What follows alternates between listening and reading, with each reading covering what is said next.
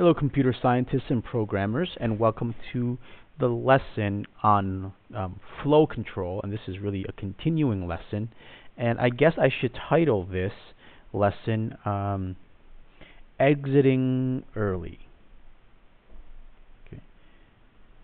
There's a lot more to this than just exiting, than just the prime number problem here.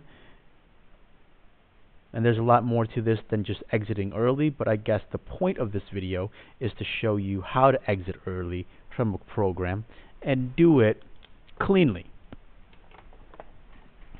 So we should take a look at this problem.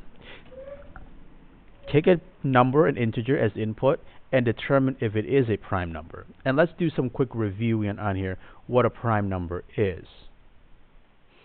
And a prime number is an integer that's greater than 1 that is only divisible by itself and 1. So for example, 5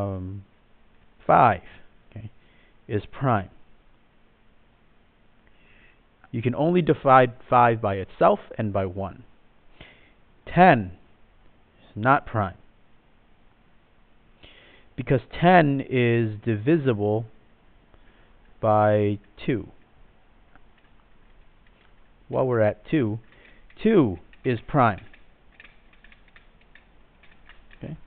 It can only be divisible by itself and 1. And we can sort of extend on this that 2, not only is it prime, but it is the only even prime number. Because all the other evens are divisible by 2. So all other even numbers, I should be specific, all the other even integers are divisible by 2. Okay? So if a number is even, it's not prime unless it's 2. That's the only one. If a number is odd, it may be prime, but it may not be prime. For example, 17 is prime.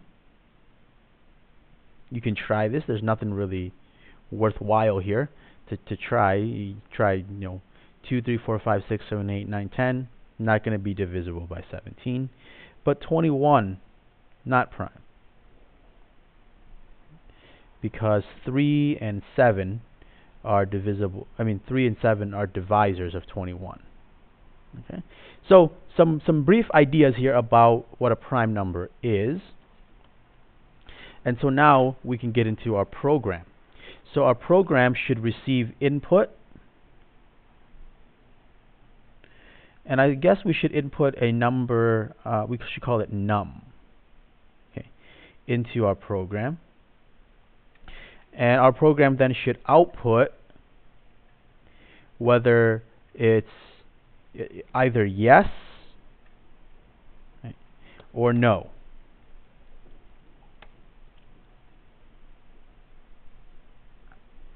These are the only two possible outputs that we could get from our program. So let's think through the logic here a little bit.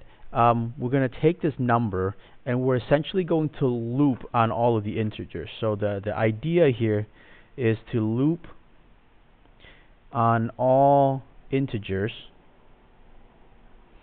up to num. And see if those integers are divisible by num. So if any int divides num, then stop. Okay. And let's see how this works here in our example. So let's say we get num. Okay. I'm going to create another integer here. I'm going to create another number like I'm going to call this div for divisor, and it's going to be a curious choice as to where to start div, but I guess we could either start it at 2 or 3.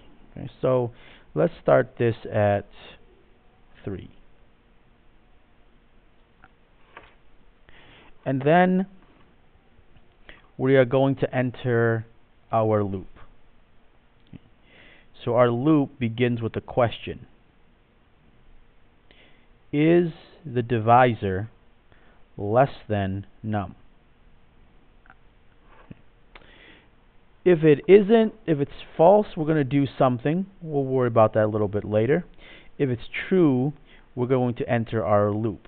Okay? So if it's true, this is essentially entering the loop. Now, as soon as we enter the loop, and I just draw this box here to represent the loop. As soon as we enter the loop, what we should do is ask ourselves another question.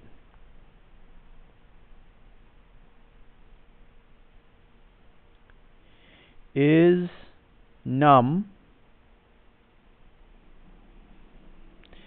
divisible by div? Now, I should phrase this better. I should not abbreviate here because is num divisible by div? Okay, div here is the variable.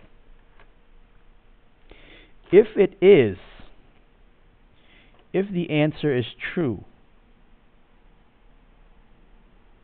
stop and just go straight here and say no. Okay. If it's false, then we're going to increase div plus plus, and then go back to the loop and try again. Okay. And this part here is key. Like, if we know that something is divisible by, if our number is divisible by some other number, then we can stop because there's really nothing else to check. Okay. And then otherwise we can increment the divisor and then go back into the loop. Now let's go into the loop here and let's think, what if it's false? What if we ran the loop and we never hit true?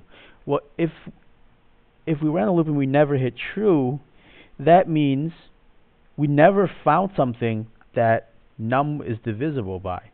So that means the answer must be yes. In other words, if we ran through the loop and we have exhausted all possibilities and we still couldn't find anything to divide num, then that means our answer must be yes, that num is prime. Okay, so this is our flow chart. It's a little bit messy, but hopefully you can follow it. I should erase this bubble here. Okay, this bubble here is really not helping us at all.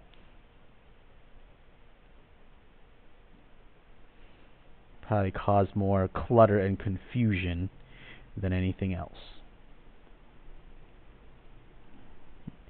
So we have a flowchart here for a rather simple design that will determine if a number is prime or not.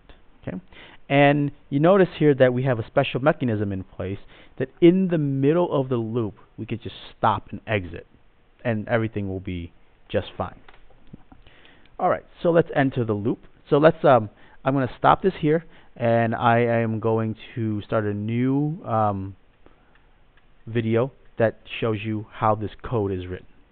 Thank you for watching, and have a wonderful day.